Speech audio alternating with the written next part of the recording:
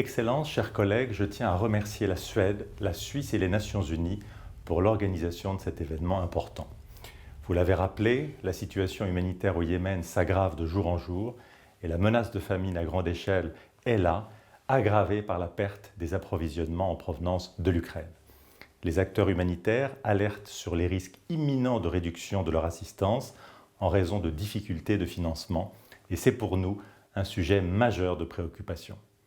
La France continuera de se tenir aux côtés de la population yéménite. Ainsi, je suis heureux de vous annoncer que nous renforcerons le volume de notre aide humanitaire au Yémen avec un montant qui atteindra 16 millions de dollars, soit 14,45 millions d'euros en 2022. Cette aide bénéficiera notamment aux Nations Unies, au CICR et à différentes ONG. L'accès humanitaire demeure un problème majeur, tout comme la protection des personnels humanitaires et des infrastructures civiles. Il est plus que jamais indispensable de garantir un accès humanitaire complet, sûr et sans entrave à l'ensemble des personnes dans le besoin. Le respect du droit international humanitaire est une obligation qui s'impose à tous, comme nous le rappelons à l'ensemble des parties en conflit, en étroite coopération avec les autres bailleurs.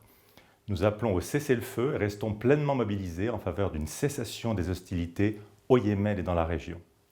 Seule une solution politique globale et inclusive mettra un terme à cette grave crise humanitaire.